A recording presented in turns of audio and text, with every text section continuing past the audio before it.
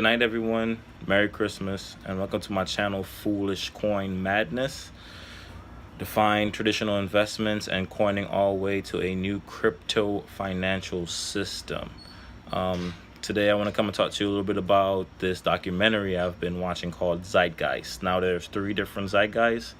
But this one in particular is called Zeitgeist Moving Forward.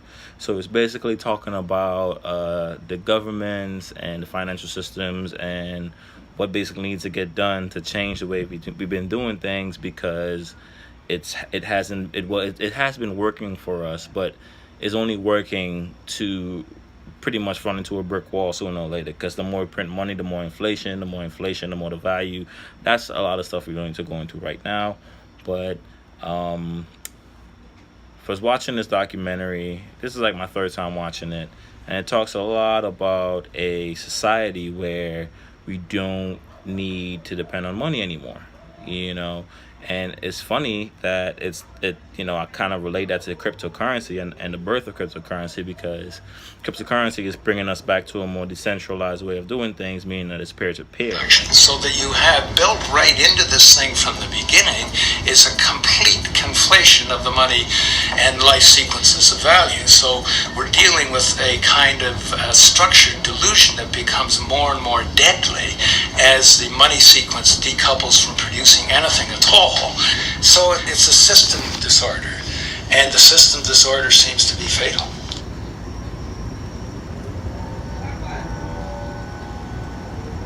In society today, you seldom hear anyone speak of the progress of their country or society in terms of their physical well-being, state of happiness, trust, or social stability. Rather, the measures are presented to us through economic abstractions.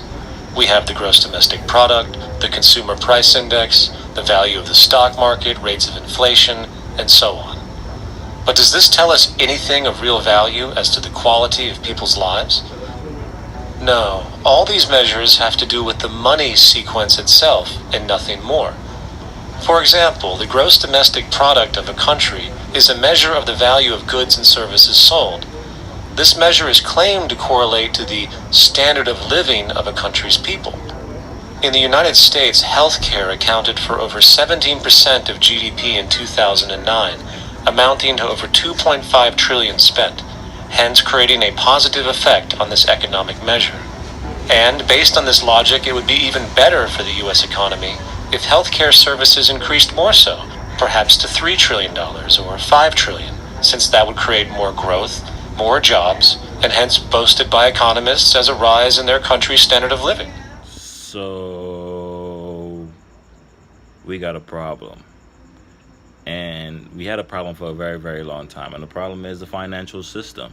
The system that we live in currently is on a crash course, and we're not seeing it because we're so comfortable with being where we're at in the system.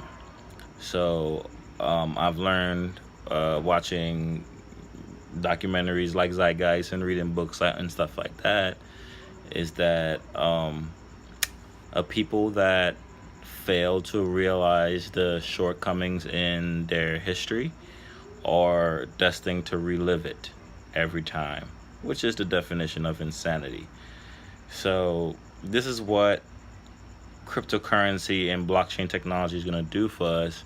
It's basically going to change the way we do things, the way we trade, the way we do business, and just it's going to evolutionize the way the financial system is, and how we make money and how we exchange value. Jacques Fresco, he talked about a resource-based economy, which is an economy without money, which is hard to think about because we can't think about going to work and not getting paid. No one could think about that. But when you really think about what blockchain is doing, cryptocurrency and Bitcoin and other altcoins are doing, like, that's not money. It's something of value, but it's not money. So now we're starting to see that things are starting to change. It's starting to get to a place where technology is running stuff, and innovation and science and not a paper dollar that's constantly print every day, which loses value every hour or every second I'm talking on this video. So listen to this next clip. It's gonna open up your mind a little bit. Saving more energy with less repeat transport.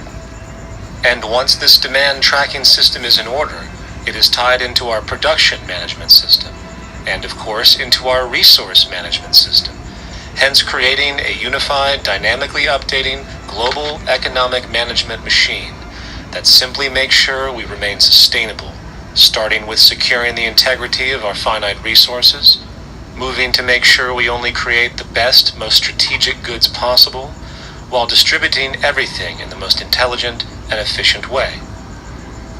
And the unique result of this preservation-based approach, which is intuitively counter to many, is that this logical, ground-up, empirical process of preservation and efficiency, which can only define true human sustainability on this planet, would likely enable something never before seen in human history.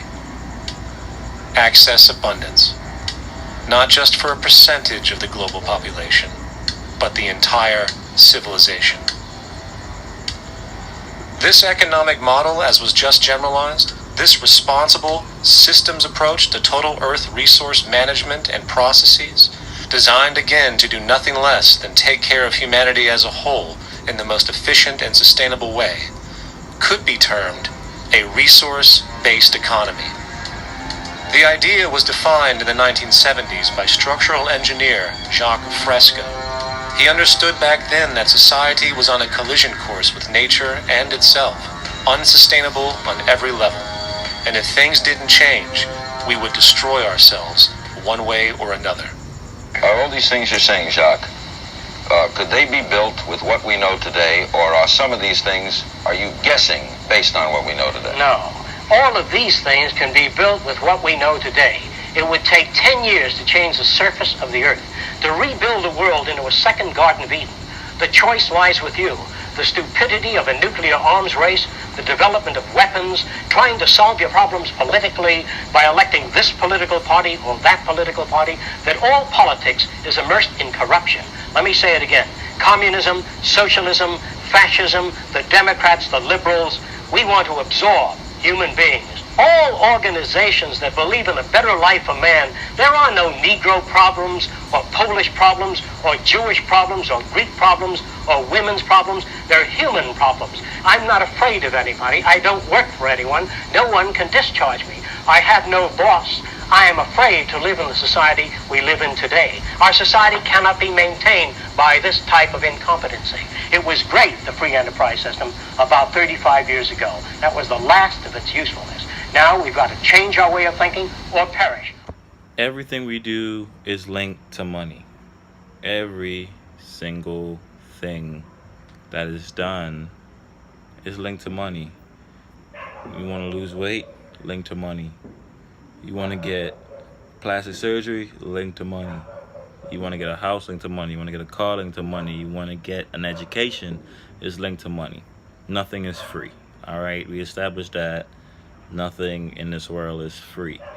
However, the same money that we're spending is being printed for free by our government and is losing value. And we're not doing anything about it because, like I said earlier, we're comfortable with the way that things are because it's already an established system. And no one likes new. No one likes new innovations. They don't like new nothing. So this is why you have your people saying that, you know, what's a bubble, what's about to burst, this, that, and the other, about blockchain technology and cryptocurrency. And really and truly, they have no idea, because this documentary, Zeitgeist, will actually, this series of it was created in 2011, right? And it's so funny, they didn't even talk about Bitcoin and blockchain technology within this documentary, because I guess they didn't really know about it. Now, I guess Bitcoin was created back in 08, 09 time frame, and you know, it was more of a secretive thing. But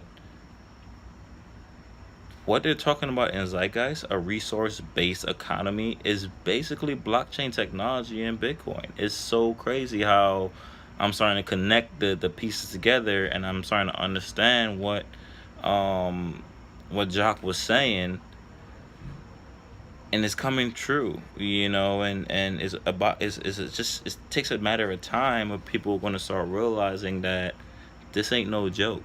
It's definitely going to replace the way we spend money. It's going to replace how we transfer a value amongst each other without a middleman, without asking permission from a bank or a third party to spend our own money, the money that we work for.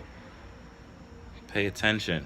Stuff is starting to change, and it's exciting times, but pay attention. A lot could be made from being one of the first, how I would say, the first person to leap. Just take a step and do it. Learn about it. It's gonna. I'm a loss for words. Look, the proof is in the news, is everywhere. Pay attention. We wish you a Merry Christmas. We wish you a Merry Christmas. We wish you a Merry Christmas and a happy, happy New Year.